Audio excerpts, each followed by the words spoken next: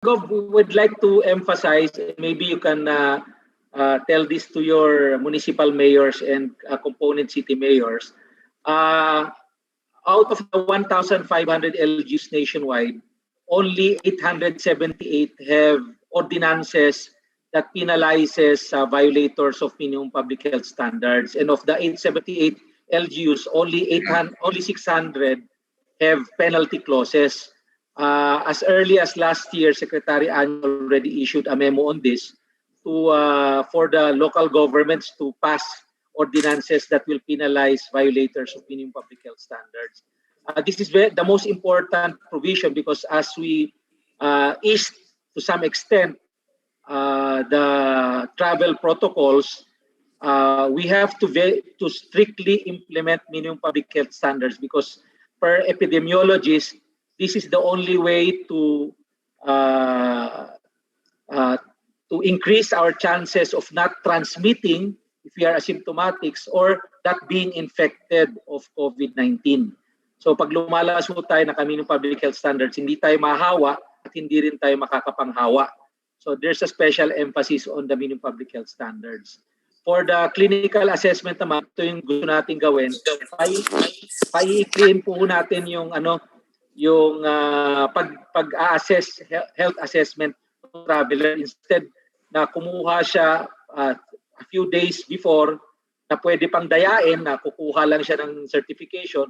Pag nandun siya sa airport of terminal of origin tsaka terminal of destination, talagang hindi madadaya kasi talagang check upin siya doon. That will take around 2 to 3 minutes of clinical assessment for the traveler.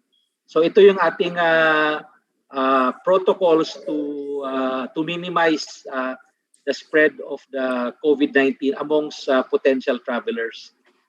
This came from the epidemiologist. Tinanong ko talaga ito kasi ayaw namin na mag-impose tayo ng standard protocols and it will only spread the virus. Pero itong binanggit talaga nila. In fact, moving forward doon sa testing, sinabi talaga nila doon na talagang hindi naman talaga mandatory ng testing unless you manifest symptoms or you are not exposed to a COVID-19 patient or you're a COVID-19 patient yourself. Yun ang binanggit ng Department of Health sa amin. UCKP, Opo, yes, sir. siguro we will ask the governors kung siguro as we go along yung per provision na lang para hindi tayo babalik. So siguro sa number 1, ewan ko lang may mga governors na gusto mag dito. Ilan ho yung percentage na wala pang ordinances sa municipal governments? Ilan yan? Mga 50, anong percentage? mga 50 to 60% wala pa hong ordinansa penalizing minimum public health standards violators. Oo. So may comment ba ho yung governors, GovDocs, pero kung sa minimum health protocols? Wala kayong comment? Sige, number 2. Yung comment ho namin dito, UCKP, para kung we are not sure kung magiging effective screening measure ito Yung clinical and exposure assessment, I suppose yung clinical assessment will consist of yung temperature gun, itine-temperature gun yung pasahero o traveler. And then, paano bine-verify kung merong symptoms o wala? Baka titingnan po yung baga. Ano ho yun? Baka titingnan po yung baga, Gov. Kaya it will take 2 to 3 minutes unlike pagkukuha ka lang ng paano titingnan yung baga? Paano titingnan yung baga? Hindi ba suggested? At least gumamit ng okay mo ho yun? Pwede ba natin guys so that klaro ho? O baka yung siguro DOH will issue yung guidelines dito sa how to do it. Itong clinical assessment. Kasi kung tatanungin lang natin ito, i-deny ho lahat yan Di-deny Yung exposure assessment is merely asking the traveler or passenger if he or she has been exposed to a COVID positive person, di ba? Opo. Ano yun? Opo. I think that's asking them. Pwede ho magsinungaling na yun, di ba? Wala na masyado tayong magagawa. Pero ito ho sana, yung we request na talagang step by step na ho, ilatag ng DOH para kasi ito na lang yung parang test natin to screen the incoming travelers or passengers Kung Apo, as we'll a ask general DOH to, rule, you are not requiring the testing, ito na lang ho ang pinagbabasihan natin. This is very important. Ito na lang ho yung line of defense namin. Kasi nga ho, while the local government units, yung sa letter B, is given the power to declare the testing or impose the testing, PCR test lang ho yung nire-require. Medyo pag-uusapan ho natin ito. Pero ito na lang ho siguro, ang comment ko lang dito sa clinical assessment ay yun nga, iklaro lang ho mabuti at saka gamitin na ho yung stethoscope, hindi yung perfunctory na ginanon lang ho yung tanong-tanong. Wala ho mangyayari dyan. Opo, kaya supervise po sila ng medical doctor, yung health assessment. Ayun. Sir, Okay, yung akin to. Ito si Gob Stibo. I have a comment. Anyway, so itong nabanggit niyo, sir, number 2, clinical exposure assessment, I think this is good because this is good for tracing. So in order to avoid or to try to factor out the lying part of passengers, subject them to an antigen test because they can lie all they want, but if the antigen test comes back positive, then at least you have to a certain degree some idea of what you're dealing with when it comes to that passenger. Kasi itong pagpasok and getting all the clinical data, that's good. If you have the doctor's stethoscope, and you want to listen to the lungs, you're exposed to them. Palapit ng palapit, might as well do a non-invasive nasal swab approved by Philippine FDA. In 15 minutes, you get a result. So there you can say, kung 95% sensitive ang test, you can say 95% this person has COVID or 95% this person has no COVID. So you can automatically tell that passenger in the next 2 or 3 days, we will be monitoring you. So you have to reverse isolate yourself. In other words, try to stay away from people, wear your mask, wear your shield. I mean, I don't know why we're playing with all these things, but there's a test that you can use on the spot that can give you 95 to 98% information on that patient of COVID. Siguro, Gob, that's already moving to letter B. I was talking to, si Gob Presby yata yung kausap ko or kahapon. We'll go to that later. Nandito pa ho tayo sa number 2 na letter A. Tama na mo yung points ni Gob Steve. Si Gob Dax. Gob Dax. May sasabihin yata si Gob Dax. Nabanggit ko naman kay Yusek Epi. Thank you, Tito Presby.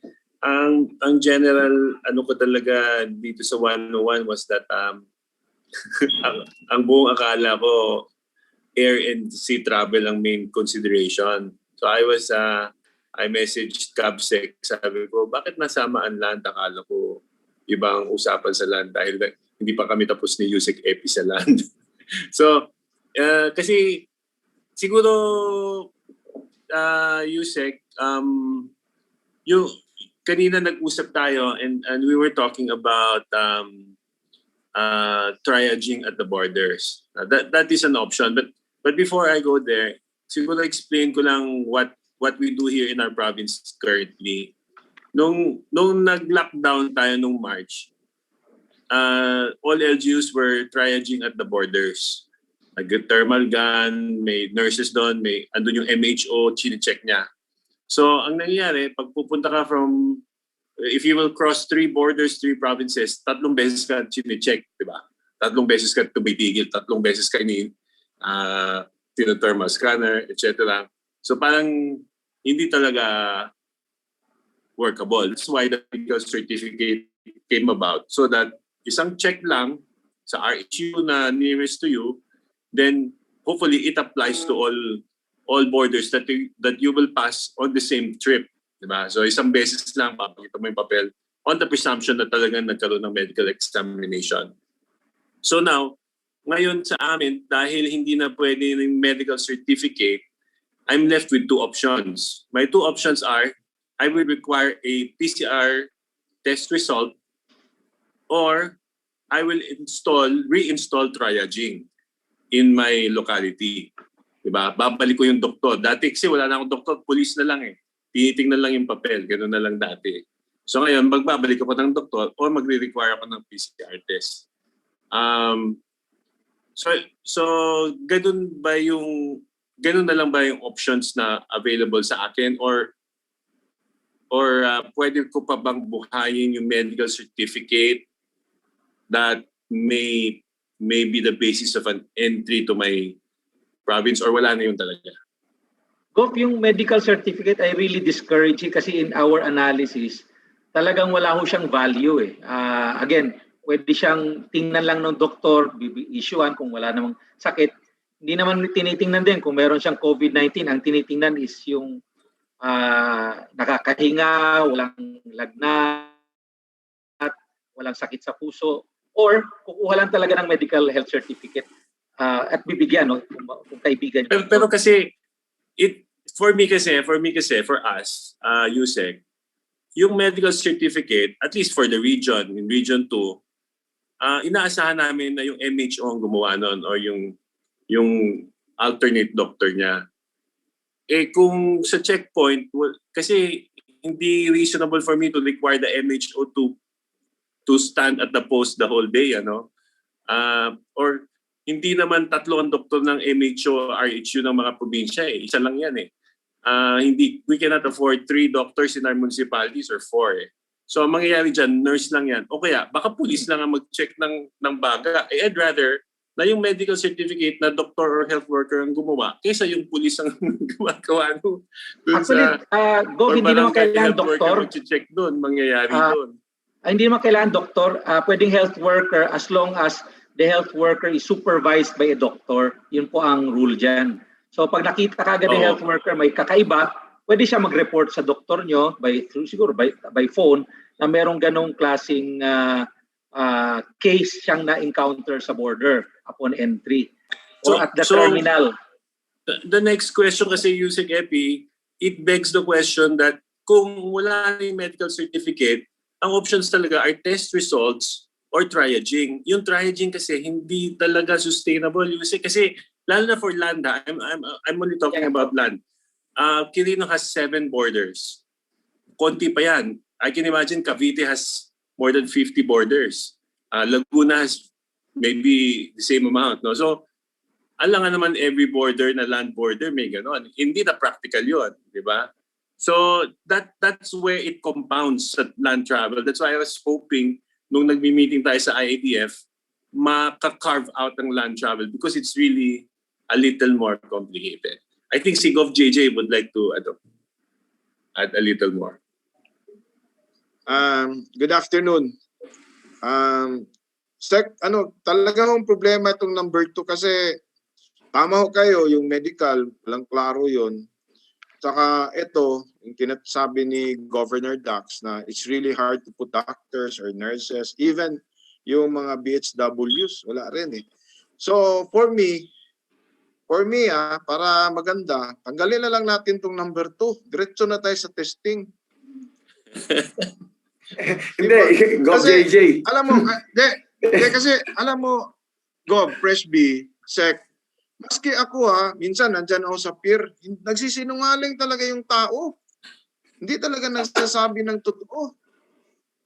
Ang the best way is have PCR or antigen. Kung pwede tayo masingit yung sinasabi ni Governor Solon dito, pwede yun. Kasi mahirap din ang PCR. Ako, next month pa siguro malalagyan ako ng PCR. Cagayan de Oro pa po ako nagpa-PCR. Tapos mayroon pang nangyari nagpa-PCR po. Pero before siya nag-PCR today, last night, nag-ikot-ikot siya. Pasyal-pasyal ba? Then, lumabas yung PCR niya, negative. But on the 5th day, nag-positive po. See? So, para sa akin, tanggalin na lang itong number 2, diretso tayo sa letter B, yung sinasabi ni Governor Solon, okay ako doon. Kasi, wala eh. Ako mismo, nagmaman din ako sa, sa port namin. Naku, nagsisinungaling, nandyan na ako pero alam ko, nagpasal-pasal, pero wala ka pa na sabihin, wala naman ako nasalubong doon, Gob eh. Na asymptomatic or what? Wala eh. Pero nung pa nag-test, after 3 days, 5th day, nag-rapid lang ha, IgG, IgM. See? Pag RT-PCR, nag-positive pa. So, ewan ko lang ha, sa experience ko rin to, Sec, na dire sa amin, nakikita ko talaga kasi ako talaga mismo pumupunta eh. Kaya malaman ko talaga na wala, tama ho kayo, yung medical, ay, sandali lang kunin yan sa Cagayan de Oro, Divisoria. Sos, Mario Joseph, malay ko pa yung doktor yun. Di ba? Oo. Yung practical ba? Para diretso na tayo. Tama ho dito na tayo, tanggalin na. Pero yung minimum standard meron na talaga kaming batas. Lahat naman halos tayo may batas na yung province sa penalties. Okay yun. Pero dito, magkatalo tayo dito. Kahirap talaga. Tama yung sinasabi ni Governor Dax na darating ang panahon, tamad na yung BHW. Yung pulis, yung pulis lalo na. See? So, sa akin to na experience ko as tinitingnan ko talaga yung health protocols dito. Ang hirap, pero lalo ang mahirap. Ako rin, hindi ako sang-ayon sa medical eh. Ganun, hindi ako sang-ayon kasi kung sino-sino lang, kukuha ka na lang. Napipake nga yung PCR test eh. How much more dito? So, yun lang sa akin, Mr. President, Gov. Presby, Gov. Dax, and Yusek Densing. Okay yan, JJ, sige. Opo. Okay. Teka sandali. Before anything else, Yusek EP at saka Gov. Dax. Gusto kong, I want to make it clear na si Gov. Dax no? Para kasi ang impression dito sa pinag-usapan natin sa IATF, we're talking about travelers, passengers. It's more of people gaining entry to a province or an LGA of destination through the airports and seaports. No? Ganun ang impression ko rin nung una eh. Tapos meron tayong rule on the government apports, di ba? O government officials. Ang maganda talaga dyan, i-discuss yung huli, yung talagang itong sa land travel ng mga tao kasi marami ito eh. If you consider only yung mga seaports and airports, mas madaling kontrolin yun eh. Kaya nga hindi lang ako nakapagtagal ng IATF meeting kasi meron pa akong meeting na Zoom din eh. I was about to bring that up eh. Nag-chat nga ako kay Kabsec Carlo na ang recommendations namin for other non-appor or for non-appors like this eh. So I didn't know kung na-discuss but apparently wala rito eh. So ngayon ano nangyari? Yung mga rules natin sa travelers and passengers parang na-apply nga dito ngayon sa other yung mga non-appors eh. Kaya may mga issues kami ngayon sa provinces eh. Na marami na nagtatanong ngayon. Kasi mahirap i-control na yung hindi nagdadaan sa seaports at saka airports. Ang daming ang mga points of entry dyan, yung province eh. Mau-overwhelm yung yung system doon. So yun na nga, ang isasuggest ko nga sana, after this, pag nakita na natin itong nandito sa Reso 101, i-discuss natin ngayon yung iba, yung talagang hindi naman gumagamit masyado ng seaports. They rely more, yung tinitignan nila, yung mga roads towards the province na where the people, non-appors can gain entry. Siguro that should be treated separately dahil very complicated yung situation doon eh. So I suggest, tapusin muna natin to. Let us just assume na ito lang yung mga passengers or travelers na using the seaports and airports as the points of entry. Diba? Tapusin muna natin to. Tapos i-discuss natin sa huli yung itong mga other travelers na talagang gagamit ng mga different roads leading to the LGA of destination. Pwede kaya yon Yusek Epi? Itabi muna natin to. Balikan na muna natin lang itong isolate muna natin itong grupo na to. Nakikita kong grupo dito parang dalawa eh. ito nga travelers and passengers using the seaports and airports, no? And then, pero yung i-discuss natin yung sa ports na government officials. And after that, balikan natin itong mga issues na nire-raise ni GovDocs na tama naman eh. Ito yung mas malaking concern ng mga ibang governors namin. Dito, sa suggestion ni GovJJ, yung number 2, ito naman is additional measure to screen yung mga travelers, di ba? So, I agree with this eh. Ngayon, tayo naman, pupunta na tayo sa letter B, may right naman yung LGU to impose testing eh, di ba? So, let us maintain this clinical and exposure assessment, provided nga sabi ni Yusik Epi, gumamit talaga ng stethoscope, medyo talagang comprehensive na yung sistema na gagawin doon ng medical team just to really determine kung may symptoms, no? Well, of course, sa asymptomatics, that's another problem, no? But that can be cured kung yung LGU will decide to impose the testing requirements naman, di ba? And that's the concession we got from IATF with the help of Yusik Epi. Do sa letter B. Siguro we now go to letter B on testing and quarantine, di ba? Ano Yusik Epi? We now proceed. Opo, go ahead. Sige. Sandali lang. May nag-raise comment ako ng si hand. Governor. Ay, teka muna. Excuse me, Governor Dodo. Teka, si Governor Philip kanina, and then after you. O sige, Governor Philip muna, and then Governor Dodo. Sige, Philip. Thank you, Mr. President, Yusek. Magandang hapon po. Ito pong number 2, clinical exposure assessment. It will ensure that only asymptomatic non-close contact individuals are allowed to travel. Malaking problema to kasi dito naman sa aming probinsya, before this IATF resolution, we do testing on all arriving passengers. Now, last 4 days ago, mayroong asymptomatic na test namin dito, positive, and then confirmed by RT-PCR. So, delikado yung asymptomatic na mayroong positive man. At saka paano mo malaman na non-close contact yung nasa airport? Ano bang klaseng certification na gawin yan? So parang useless yan non-close contact individuals. Paano malaman na non-close contact? Of course, this is very difficult for us kasi alam mo, dapat tingnan ng national government kung saan nakafocus si COVID. I'm sorry to say, si Metro Manila ang may maraming COVID at saka si Cebu City.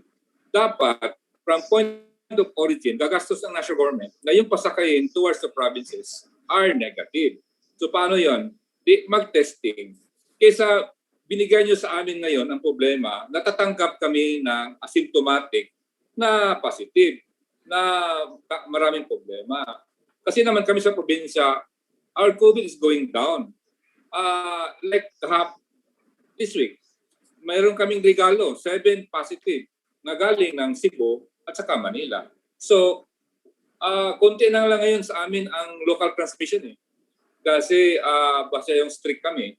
So, kung maganda, itong number 2, mas maganda mapalitan yan na from point of origin, testing muna bago boarding.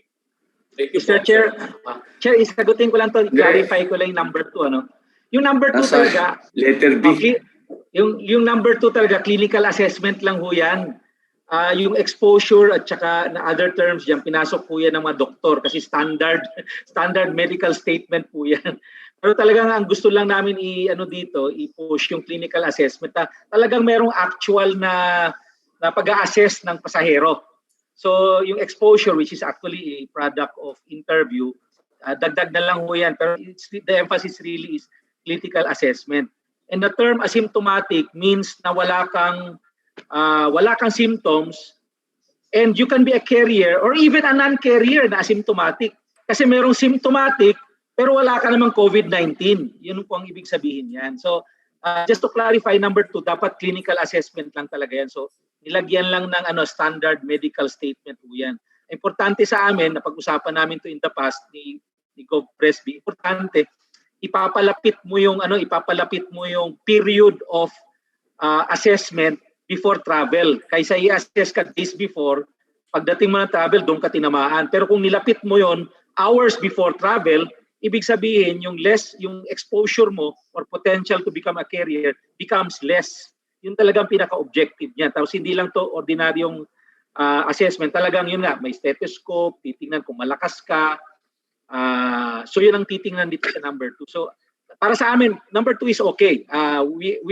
This is an additional layer of protection for the provinces. So yung po yun. Then second, mag-forward ako Gov Presby kasi nabanggit ni Gov Philip, yung sa testing.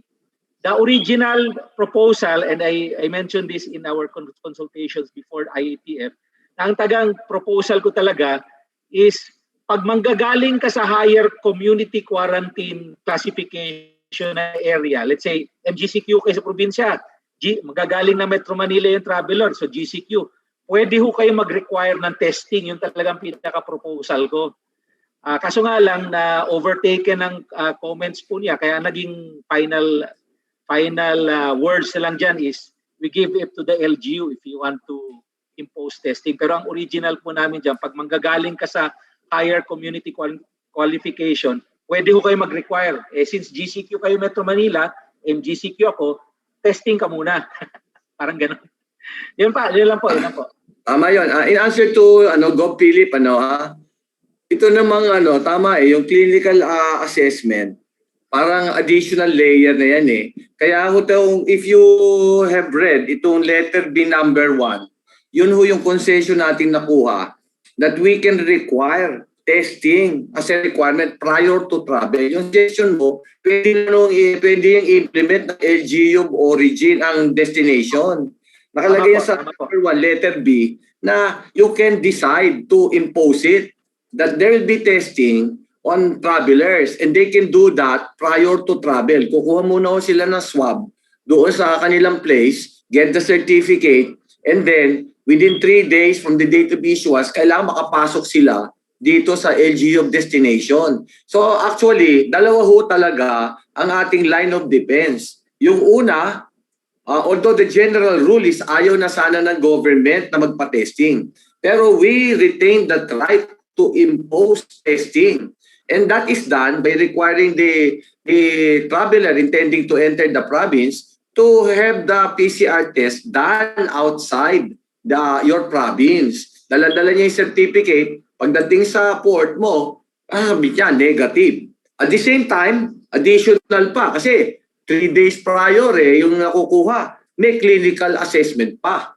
Just to find out, baka nahawa pa to in the meantime. Yung mga 3 days na yun prior to entry. Diba? So, we have to retain itong number 2 Additional layer, tama si Yusik Epi. And if you want, although the general rule is we no longer have that as mandatory, yung testing, but the LGU has the right to impose testing pa rin. So, dalawa yung ating magagamit. PCR test nga lang, ayaw ng DOH ng antigen. Iyon. Governor, for information, DOH USEC Rosette Berhere is with us right now sa Zoom. Welcome po, Yusek Berhere. Thank you for coming. At you have a very important participation here.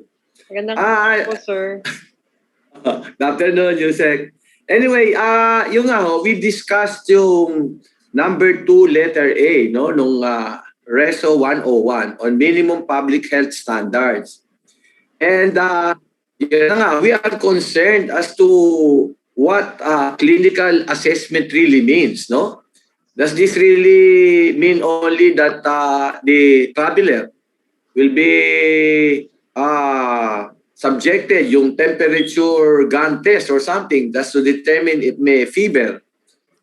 And that will the team only use the health checklist to find out if the traveler has symptoms? Or will DOH require the medical team to at least use a stethoscope? And the doctor can do that to determine if this traveler, upon arriving at the port of entry, really has symptoms. We want to be clarified on that. And we are thinking if we can request DOH to issue some guidelines on this as to the procedure, how to implement this clinical and exposure assessment. Sige po, Yusek. Yes, sir. Good afternoon po sa inyong lahat. Good afternoon din po kay Yusek Epi. Base po dito sa IATF resolution, the one that we are looking at right now on letter A, number 2, it states there that clinical assessment, health assessment of passengers should be supervised by medical doctors.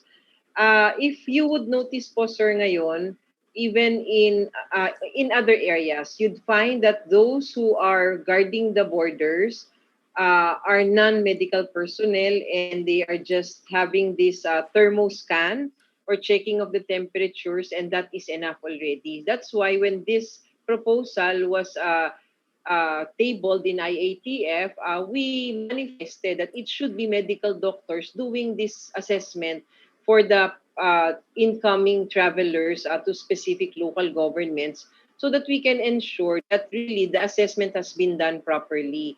When we do our assessment, it is not just fever that we look for. There are also other signs and symptoms where it can be related to COVID-19. But you only use the stethoscope, sir, if a person has cough already, that you would want to listen to his breath sounds. What would be most important would still be the checklist for this clinical assessment. And this clinical assessment is not just asking the person if he has these following symptoms. We also ask him his originating area, of course, and then the medical doctor should be highly suspicious if this individual coming in your LGU is coming from an area where there are increase in the number of cases. Second, in that clinical assessment form, there is also this exposure questions where you are asked in the recent 14 days, were you in contact with a person who has had symptoms, who was confirmed to be a suspect or a probable or a confirmed case? I know that not all of our kababayans would say, would give the honest answer. But at least we have that kind of safeguard where we can be able to correctly assess and have complete history coming from this person. Now, when the testing was waived, when we were discussing this gov dun po sa IATF, I agree with you that it was really given by the ILG that it is the prerogative of the local government if they will be imposing a pre-departure testing. But we said and we agreed that it should be an RT-PCR so that it would be more accurate. So yun po, ang atin lang pong sinasabi, minimum public health standards should be strictly enforced. Kasi kahit pumasok po ang isang asymptomatic na tao na may sakit, kung siya po ay naka-mask, naka-face shield, maintaining that physical distance, yun pong probability of infecting others is very minimal. Kasi nakagano naman po siya at yung ibang tao dun sa inyong LGU, kung may enforce din talaga, ay nakaganon, yung probabilidad ng pagkakalat ng infeksyon napaka-minimal po yan. Yun pong pagtetest kasi natin, kaya din po atin pong medyo nirelax, nagiging irrational na rin po. Kasi minsan dadating po ang ating mga travelers, no, tinetest natin sila ng tinetest. But it is not the appropriate timing of the test when you do that. So when they get to their borders, they get tested, pero hindi pa pala ho nag-i-increase yung viral load niya kasi on the 5th to 7th day pa. So parang nawawala ng visa and it becomes inefficient for the local government as well. That's why we supported the ILG in this proposal, provided that the medical assessment and exposure screening will be done by a medical personnel and it will be properly done. And the second would be the strict enforcement of minimum public health standards. Well, there is merit in the statements of Yusek Berhere, but as you probably know also, Yusek, the LGUs have different situations, no? More importantly, the number of doctors available in the province, like in Marinduque. So now we're having difficulty getting doctors, no? So that is one issue that must be addressed, no? Because we've been looking for doctors since I assume by term, and up to now there's still a lot of vacant positions for doctors. But what I'm trying to point out is other provinces will encounter this problem of providing the sufficient number of doctors, no? And then I understand that your health checklist procedure is okay, but it really depends on the application. It all depends on the person who are examining the traveler, no? I believe I read that your procedure on the health checklist, no? At I think it is exhaustive. But at the end of the day, it's still the person who will implement it and who will use it, no? So that's why we hope that we can fine-tune this, and the DOH should take into consideration the number of doctors available in a province, no? Especially the 3rd, 4th, and 5th provinces. That is where we will encounter this problem, no? And especially if there are several airports or seaports, then there will be spread thin, and then that's a problem. And then if the arrivals is within a span of 18 hours, I think the doctors there will have a difficult time performing their duties, no, in those ports. So that's another problem. Kaya ho, Yusek Berhere, yung testing talaga, we requested it and recommended it, and we're appreciative of the fact that the IATF agreed to it and DOH agreed to it. The only problem is you agreed only to the use of the PCR, no? While many provinces really want the use of the rapid antigen test, because there are many provinces right now which do not have a molecular laboratory. And the usual problem is the result comes out 5 to 7 days after.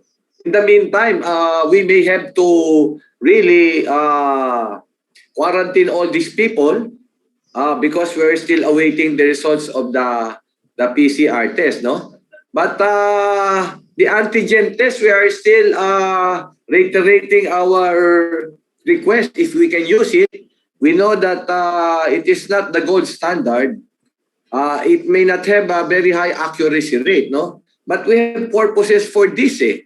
In the past, some provinces actually use the rapid antibody test as a preliminary test. And when there is a positive result, no, they are quarantined, they are isolated, no, and then they are subjected to the PCR test to find out if the result of the rapid antibody test is correct.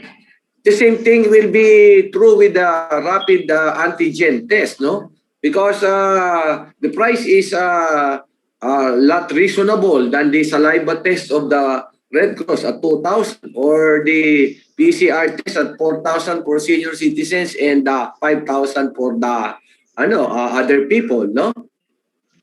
But what we do is a preliminary test, is what you call a screening test, okay? So when we find that he's positive, what do? We isolate. We put him under quarantine and take the swab, no? And we will know by PCR test if the result with the use of the antigen is correct, no? But the point is, we are able to isolate right away.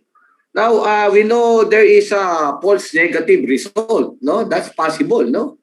But what we will do, if there is a negative result with the use of the antigen test, is we will allow this person to go to the place where he intends to stay, no? Probably in his house, no? But we will ask our barangay officials to closely monitor if he is developing symptoms or things like that while he is staying in the province already, inside the province, no? And then he will be closely monitored if he's complying strictly with the minimum public health standards. So they will be monitored. Kasi the problem here with the PCR test is that not many provinces have the financial resources to buy it. But worse, the results come out 5 to 7 days, no? So we want to use the rapid antigen test as an alternative to the PCR test, especially for local governments which do not have the molecular laboratories. Kukunti lang ho yung may province na may molecular, no? So yun lang ho aming explanation, and marami yung governors na still wanna use it, no? Pero yun lang ho ang aming reiteration ng aming recommendation. Sige po, Yusek Berhere, if you want to explain. Sige, go ahead. Thank you po, Governor. Unang-una po, sir, naiintindihan po namin yung sitwasyon po ngayon ng local governments. We know that you would want to secure your borders. Gusto alam din po namin na talagang nahihirapan kayo pag nakapasok ng isang kaso sa inyong lugar. Ang sa amin naman po, specifically dun sa sinabi niyong sitwasyon that not all of our areas have their biosafety laboratories.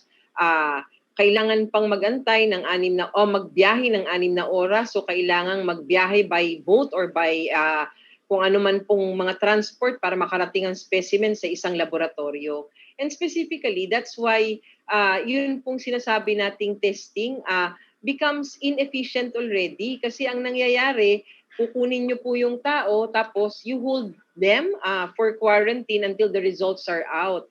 And if you do not do testing, will you still do quarantine? Parang doble-doble ang ginagastos ng local governments natin, di ba? Kasi kung hindi mo na siya i-test, i-quarantine mo na lang siya ng 14 days, baka dapat mas okay pa ho sa atin. Pero we're giving you something where you can be able to get that assurance na kayo ay magkakaroon ng kasiguruhan na hindi po ganun ang pagkalat ng sakit by doing these things, doing the symptom screening and also doing minimum public health standards. Ang antigen test po, ang nagiging issue, it's not comparable with RT-PCR test. Di ba, alam naman po natin yun, ano? So, let us not settle for that because you are just going to waste your money. Nagagamit po natin yan, meron talaga ho siyang purpose talaga. At talagang iyan ay magaling na magaling kung gagamitin natin for that purpose. And that is during outbreaks. Kasi mataas po yung prevalence ng infection, marami na pong nagkikerry ng virus dun sa loob ng katawan, madali po natin silang madedetect. But for these travelers where the incidence or the prevalence of disease would be low, hindi po ganun siya ka-accurate dito sa gagamitin natin. So whenever you do it for screening, and you isolate people, you're not really sure if you're isolating those people who are supposed to be really isolated, or if you are releasing people who are supposed to be talaga bang i-release o dapat pala sila yung in-isolate ko kasi sila yung may sakit. You will never be sure by using that for travelers. That's why ang sabi namin, baka ito na lang for local governments at this time.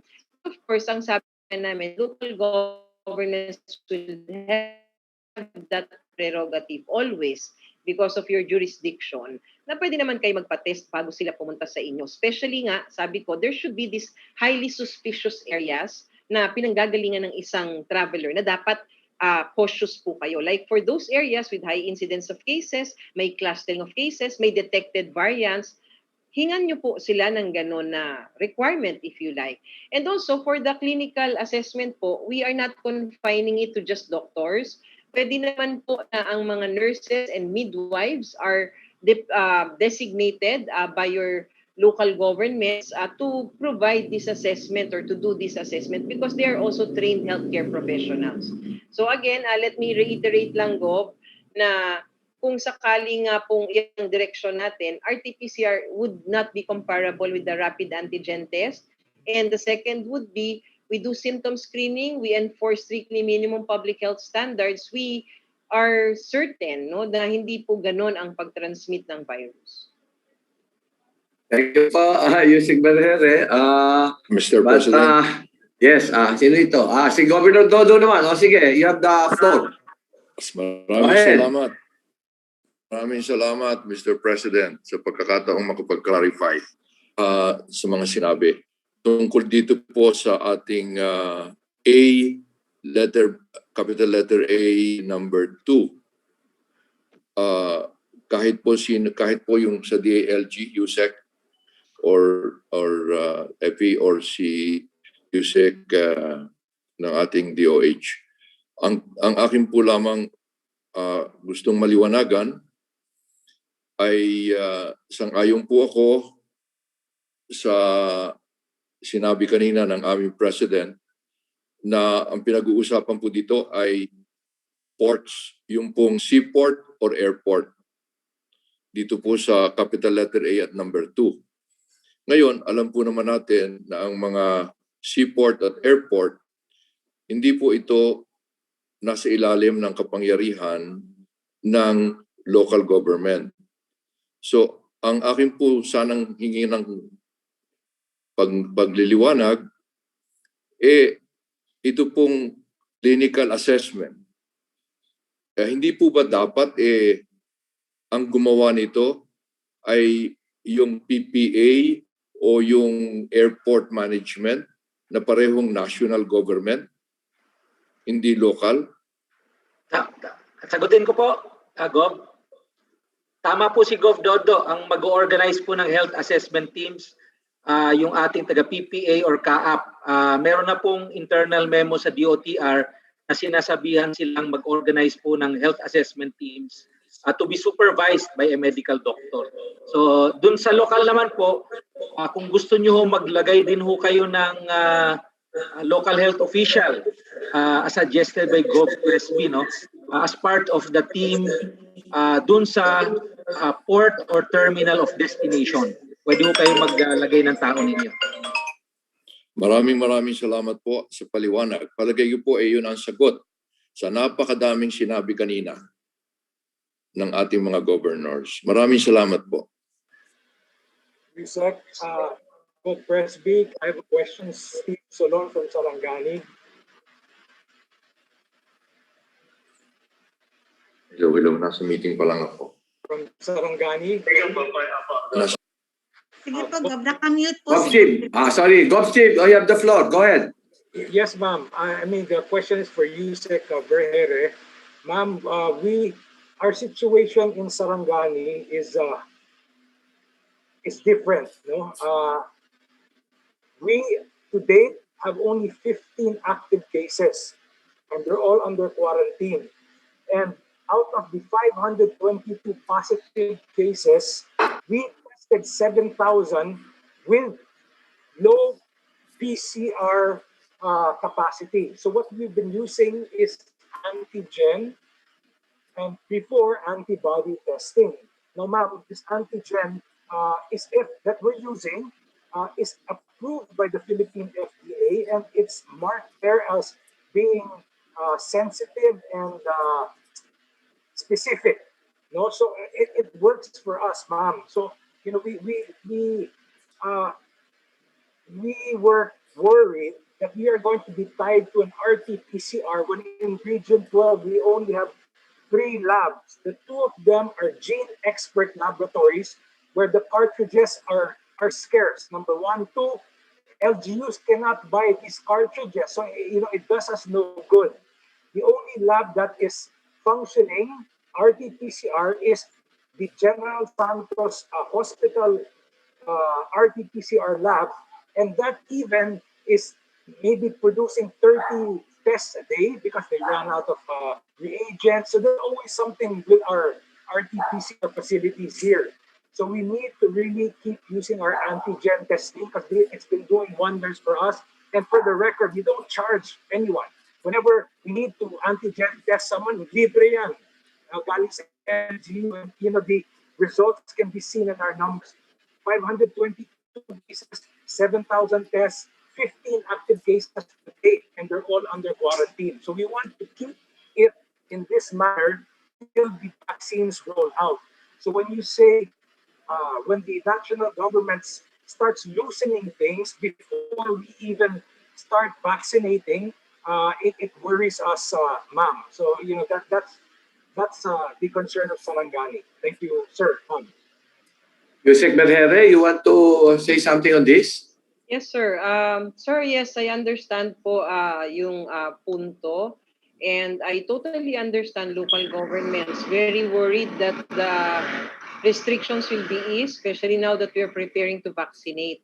And yes, ang mga rapid antigen test naman po magagamit lang natin kung rehistrado po siya ng Food and Drug Administration. And they would really claim at nakalagay po sa mga claims nila, dun sa labels nila, yung pong mataas na sensitivity, specificity.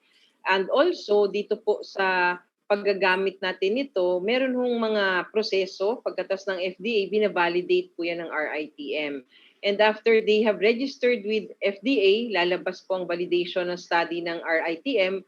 And based from our analysis, sa dami-dami po ng antigen test kits na meron na dito sa ating bansa, makikita ho natin talaga, mataas ang specificity pero yung sensitivity is not really that high.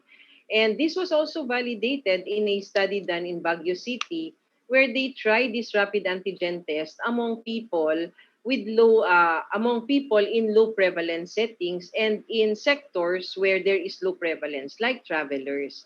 Trinay po nila ito at lumabas po na talagang mababa ang sensitivity ng rapid antigen test kapag ginagamit sa mga walang simptomas o di kaya sa mga areas na mababa po ang incidence ng kaso ng sakit. So having that, ang implikasyon, maaring mga false negative or false positive or inaccurate results ang makukuha natin. Aside from the FDA registration and the validation of our ITM, we also have a Health Technology Assessment Council recommendation for the use of rapid antigen test. At ang talagang rekomendasyon po ay naka-align din naman dun sa nakitang rekomendasyon ng WHO na yung specific purpose po talaga ng rapid antigen is for those with symptoms or those close contacts or pwede rin po dun sa mga areas especially with outbreaks and wala pong access sa RT-PCR. So ito po talaga yung gamit ng rapid antigen test. Kaya nga sinasabi natin, it's really not comparable with RT-PCR. So sa tingin ko po, dun sa area nyo, alam ko po na yun lang po yung meron tayong mga laboratorio, talagang yung access is really hard.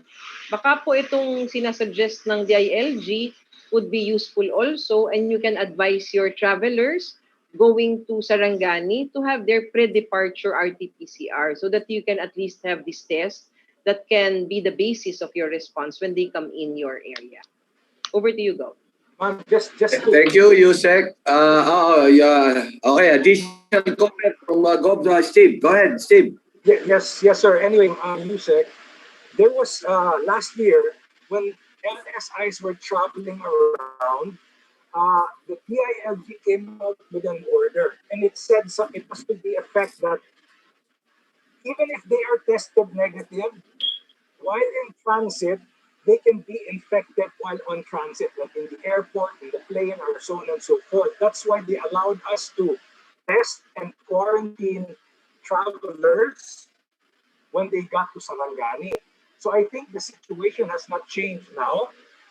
Maybe people are a little bit more careful, but during transit, one can still contract the virus, especially in places like airports, seaports, and things of that nature. That's why, the RT-PCR for us, especially if it's 72 days or 72 hours before they travel, parang nakakaduda. And for us, okay lang kasi pagdating dito, makaka-quarantine. Ngayon, wala nang quarantine. So allow us naman to use the test, diba? To at least get 90 to 95% specific whether they're positive or not positive. That's the only thing that we're asking, ma'am. Because we don't want to, parang we're flying blind. They have a test, 72 hours before they took a test, they're negative. In your head, you're thinking, okay, they were in the airport, they probably went to the store to buy stuff. I mean, there's a lot of things that can happen for them to be positive before arriving. So when they arrive, we want to be able to protect our 15 active case status now and no community transmission. So in other words, if there will be community transmission in Sarangani, it's going to come from outside. Thank you, sir, ma'am. Thank you. I concur, Gov. Steve. But anyway, Yusek Berhere, I just would like to point out that DOH issued a Department Memorandum number 2020-05212 0512. And this info was given to me actually by Governor's team. And I would just like to read the pertinent provision. Number 4, asymptomatic interzonal domestic travelers with no established exposure/contact to a probable or confirmed case shall be allowed to travel, provided strict adherence to minimum public health standards and symptoms monitoring. Additional measures and requirements, including but not limited to negative test using RT-PCR, food testing, ito importante, or rapid antigen testing and facility or home-based quarantine shall be in compliance with the respective local government unit guidelines. So based on DOH Department Memorandum 2020-0512, then local governments can impose the use of rapid antigen testing to asymptomatic domestic travelers, provided they don't have established contact, which is probably positive or confirmed. Is this still effective up to now, Yusek Berhere? Because if this has not been recalled, then we can use this as a basis to use the antigen test kits. What do you, can you comment on this, Yusek? Yes, sir. Can I get the section from this? Section D, letter D. Ito, pathways for screening, quarantine, or isolation, and testing for screening of travelers. And this is item 4 of said paragraph. Paragraph D, letter D. And then number 4 of 2020-0512. Incidentally, thank you, Gov. Steve, for pointing this out. Yes, sir. May I respond? Yes, please, Yes, sir. please, This was please. included as part of these guidelines, but we need to refer back to the specific guidelines of our testing methodologies. So if, for example, we said that you can use RT-PCR for testing or rapid antigen, we do not need to, again, mention on the specific purposes on which this different test may be used. So meron ho tayong specific na DM which are, I think it is also here in this omnibus where we can find it, where the specific purposes of these different tests are in. But Gov, let me just try to manifest this, no, so that it's not going to be a prolonged discussion and this kind. We are just Gov, we support the DILG in this proposal. And we support and we say, based on science, that this is feasible, that you do minimum public health standards, do away with testing, do clinical and exposure assessment. There is still that assurance that we can prevent the transmission of illness. But for the specific type of test or the prerogative of every local government to implement this kind of protocols for them to be assured of the safety of their constituents, it's actually the ILG and the local governments to decide and to discuss. What we are saying right now is for whatever arguments we have for testing and all, it's a local government's perspective and prerogative, sir. Ang sinasabi lang ho namin, suportado po namin ang DILG dito po. At kung sakali, ang amin din pong rekomendasyon ay kung sakaling gusto nyo rin magpapa-pre-departure test, DOH is recommending a scientific-based recommendation, RT-PCR ang pinaka-accurate. So hindi po tayo ngayon nagtatalo na dinidesisyon na ng DOH na hindi nyo pwede gamitin yan. Nakapaglabas na po tayo ng iba't ibang protocol. Ngayon po nandito kami para lang magbigay ng scientific basis and support to the ILG in this proposal. Thank you po, Yusek Berhere. If I can Sige, add po. Yusek Epi. Gusto Go ko ahead, lang go ahead. banggitin na itong travel protocols, may scientific basis talaga ito. That's why we cannot make these protocols without consulting DOH and their resident epidemiologists. That's why ang special emphasis talaga natin dito, Gov, is yung minimum public health standards because it will lessen up to 95% the risk of transmission or being infected. Kung napansin nyo po, nag-increase po ang number of cases sa Pasay. And I personally am moving around to see how people are behaving these past 3 weeks. People have started to be complacent in the practice of minimum public health standards in Pasay. Iniikot ko po yung Pasay for some time at doon po ng rason kung bakit nag-increase. Same thing in Cebu City. The feedback I got from our regional office is that people there are now complacent in the minimum public health standards. That's why the number of cases in Cebu is again increasing. So if we can maintain minimum public health standards of people going out or going into your jurisdiction, lagi sila naka-face mask, hindi po sila makaka-infect kahit carrier po sila kasi lumalabas yung infection ho sa bibig, sa ilong. Or kung lagi ka naghuhugas, hindi ko yung fomite. In other words, kung nakakapit sa kamay nyo yung virus, pag lagi kayo nag-alcohol at naghuhugas ng kamay, mamamatay din yung virus. So in other words, ito po'y galing sa DOH and our epidemiologists.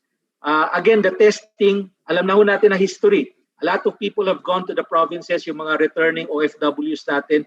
They were negative PCR when they left Manila. 3 or 4 days when they were tested negative RT-PCR. But when they reached your local jurisdiction, meron 3 o 4 na naging positive because naging positive sila along the way. So yun lang pong binabanggit ko, ang special emphasis po dito, minimum public health standards. Kung kailangan ikulong at i-penalize yung mga lumalabas na hindi nagpa-practice, gawin niyo po natin to para lang magtanda yung ating kababayan. Yun talaga yung pamamaraan at proven na po ito ng ating mga local epidemiologists. So, Thank you, Yusek Epi. si Dax po. Sige, meron mga... si Govdax. Sige, you recognize Gov. Govdax, si Govdax. Thank you, Mr. President. Idagdag ko lang, thank you sa mga paliwanag ni Yusek Rosette at saka ni Yusek Epi. I think para to summarize, to very clearly lang illustrate what's the discussion here, is that IATF, DILG, and DOH are talking about pre-departure tests. And perhaps there will be little argument that the RT-PCR is most effective for the pre-departure. Ang problema, ang sinasabi naman ng mga governors at LGUs, yung testing upon arrival. So, ibig sabihin yung pagdating nung sa lugar, hindi na po yata practical yung PCR pagkadating sa kanilang seaport or airport kasi 5 araw nila hintayin yung result. So, hindi nga talaga magtutugma yung PCR for arrival test. It is effective for pre-departure. But then nga, according to you also, that the experts, there is a time lag between the specimen collection and the result release. So therefore, some LGUs are more comfortable with antigen testing because medyo real-time yung result upon arrival naman ang application. For your consideration, Yusek Epi and Yusek Rosette, pointing out that it may be more practical for upon arrival testing mechanism. Yun lang po siguro. It doesn't apply to Quirino because I don't have an airport or seaport yet. Pero I'm just trying to help clarify that discussion. Gov, if I Thank may. you, Govdax. Those are good points, really. Si Yusek Epi naman. Sige, Hindi po go. natin, I'm not, although despite the opinion of the DOH, and for the comfort of our governors and the local chief executives, I'm looking at the possibility of LGUs, who may want to use antigen for arriving passengers. Tinitingnan ko na po yung possibility. We can issue those directives without already the approval of the IATF. So tinitingnan ko na lang po. Ang kailangan ko lang makuha yung magandang protocol is yung pag nag-positive ka doon or negative, yung protocols after getting the test. Kasi ang binabanggit ni Yusek Rosette, which is not fair to our passengers, paano kung nag-false positive? Kinwarantine natin ng ilang araw, yung pala false positive. Or false negative, pinayagan natin umalis pero actually asymptomatic. Pero kaya nga importante, again, inulit ko, minimum public health standard. Siguro gawin lang natin ang protocol po yun, Gov.